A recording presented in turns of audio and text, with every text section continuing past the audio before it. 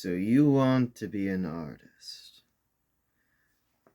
The first step is to get a book on how to draw. And then never actually read and learn from it. Hi, I'm Jared. 3 years ago I was at 19, and I learned how to read.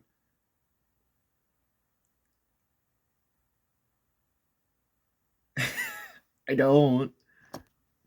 Jokes aside, I have ADHD, so it is actually very difficult for me to actually follow along guided things. Getting through schooling was a mess. But obviously, I am an artist. So how did I learn to draw? Well, my drive for drawing was when I was like 5 in church. I would get bored. So I could either fall asleep or doodle. And so I doodled. And I kept doodling, and I kept doodling, and I kept doodling. And I was not a very good artist. But I did practice. And when I was enrolled in public school, one of the ways I figured I could make friends was I can draw. I know Halo. My friends here know Halo. So I'll draw Halo. Drink responsibly. So, of course, that comes out to mean drawings still weren't good, but I was practicing drawing armor designs. And that basically, over a long time, helped me get down really good how to draw geometric shapes. I can draw robotic body parts and things like that really easily, which translates okay to drawing actual body parts. One of which I'm going to try to tutorial for you, dear viewer, tonight, day, whenever you watch this. So, actual step 1. Get drawing utensils. I, specifically, am addicted to this exact pencil. This is the, I think, Papermate Clear Point 0.5 millimeter pencil, mechanical pencil. Ow, I put the tip out, that was my fault. This is what I've used ever since almost a decade ago when I picked them up. And, like, okay, it's not fair, this is pen drawing. But, here's my D&D, here's my D&D characters. But it does small lines, with my style, it hatches up pretty good. Hatches up. It bulks. It does its job. It does what I want it to do. So this is my tool of choice. You can have whatever implement you prefer. Because line work is line work, and if you're a good artist, whatever tool you use is going to be the tool you're good at doing line work with. Meet my new friend. My new friend can sit way over here. So, again, I learned from armor, / robots. So what we're going to start with is the back of the hand. And without drawing the fingers belong down here and out here. I'm sorry, that's on an angle for you. Can I zoom in? Be better. That was the wrong button. You saw nothing. Anyways. So we now have this basic shape think of or use as a reference any sort of armor piece that kind of is designed for this, it's off screen, is designed for this part of the hand, because that's the shape you're trying to mimic. The wrist part should just be a simple half circle shape. The sides, the sides more straight. This section is, of course, there we go. Of course, this section, it will come sort of to an imaginary point here, but I find whenever I do a full point, I space things out wrong.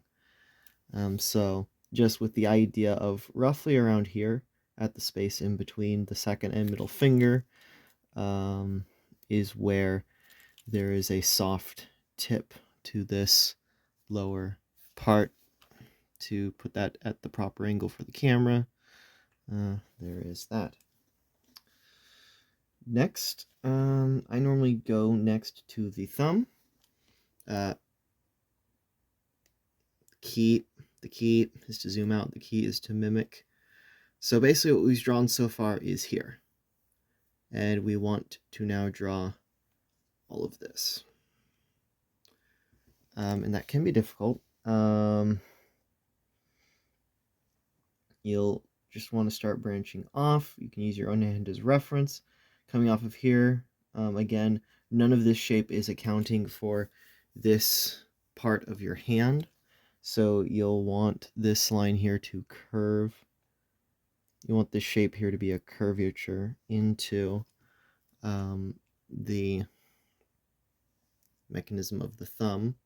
So kind of you're outlining this, unless you're going for such a high detail that you'll want to get sort of the interaction of your skin folding in on itself. But I strive for realism, not hyper-realism. So that will suffice. And we can guide. One, you can self-guide, and then you can guide right off of here to see where you should start building the finger. And again, with the whole thing coming back to robots, armor, droids, for me, it's doing the fingers in blocks. So that first joint of the finger is going to be that first block. The next joint is going to be pretty much the same length with then that end cap. Something to note to make hands look more natural, fingers normally connect together. So we'll want to draw the middle finger with the proportions being slightly longer, just overlapping. Just overlapping. Something I'm going to do at this point, given how I'm sizing these fingers, is I'm actually going to reshape. I'm going to end up wanting to reshape the hand. Now, the ring finger is actually going to be shorter than the middle, which you will plainly see if you are simply guiding off your own hand, and you'll want to tuck that tip of the finger, that last joint of it, to where almost none of it is actually showing, as it's curving behind the middle finger. And now I'm actually going to apologize, and I'm going to redefine the back of the hand. The pinky is going to just be this little nubbin that shrinks even more. And I'm going to look at my own hand at that approximate hand shape. And I'm going to see that this needs to curve a bit like this and a bit up toward the wrist. This is why I use pencil instead of pen or paint, because it is perfectly fine to, you'll want to flare out from this original wrist joint area, which unfortunately got redefined. Messing up and having to tweak your drawing is, at least for me, simply natural. It comes with the territory. You can even try drawing the little, these parts, the back of your hand. It can be very hard to do that in a way that looks good. But, watch, here's where I realize there's a much better angle I could have done this. Oh, there was. My apologies.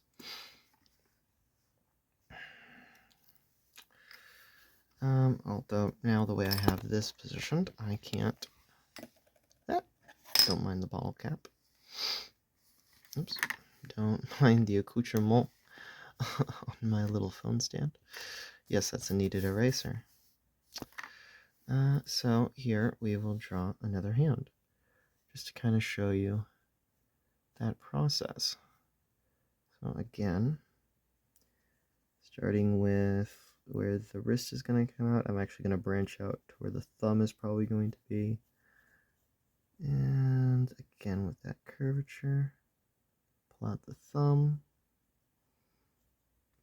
Now remember, while the phalanges that come off of the main of it, the main shape, not including the sidebar that we're calling this thumb unit, the main shape will have 3 joints, the thumb will have 2 joints with an invisible third being packed up inside of its connection to the rest of the hand. It'll look like that. I'm gonna get more posy with this one to kind of show we can stretch it. Just kind of think about the curvature. Again, using your own hand for reference is perfectly fine. Using references is perfectly fine. Perfectly. Unlike in English, unlike in English, as long as it's your own thing, you're not plagiarizing. Okay. I don't know. I was mincing words. And you can even give him a little bracelet to hide the crimes, as it's called in the industry. This is a little more rickety than it could have been than my other drawing of this pose. This could be like, I guess, for a stop motion of a Spider-Man grip, where he's curling up into his signature pose. And again, armor here, armor logic. You know, here is the actual elbow joint. If this was a medieval warrior, this would just be a vambrace or even a gauntlet. And here you do the poofing of his cloth underneath. And then we'd, I guess, give him a poofy shoulder. Kind of hide that. And maybe give a little joint going down, a little crisscrossing, stitching. Doesn't have to be very fine detail, especially if you're going to ink this. If this is just the base for inking, it's perfectly fine to not to do any lines too harsh and specific. And there you go. There's my simple steps. When you're doing the inside of the hand, at that point, that's a different beast. Same shape principle, but now you are defining. You're going to want to look at the palm of your hand. I'm sorry, that's so close. You're going to want to look at the palm of your hand and use all of these lines as guidelines, which is difficult when you're drawing the opposite hand from your reference. One thing to note is that there's the one right under your index. There's a larger pad under the rest of your fingers. We're just going to really rough this one out. This kind of opens up. Of course, the wrist is actually kind of a super, super soft W shape. If you want specific shapes to think of it, this little whoop, whoop, whoop, whoop. And there's where the pinky should be. Ring, middle, right index. Not doing the fingers as well here. Of course, off of this circle, but you don't want to erase this wall here. There comes the thumb. And there's a very crude example of doing a palm, which can be improved upon. Although this exact, the way this looks right now, you could morph this into a paw fairly easily. Because, of course, a paw is sort of just an animal's hand. Anyways, all right. There's that. I hope that was helpful. If you liked, please like. I don't do this often. My apologies. My current thing is D&D. Anyways, have a good night. Oh, some housekeeping. The 1st of November. The first week or so of November, from the 3rd to the 13th, I am going to be over in Eastern Oregon on a hunting trip. So content, overarchingly, at that point is going to be obviously not doable.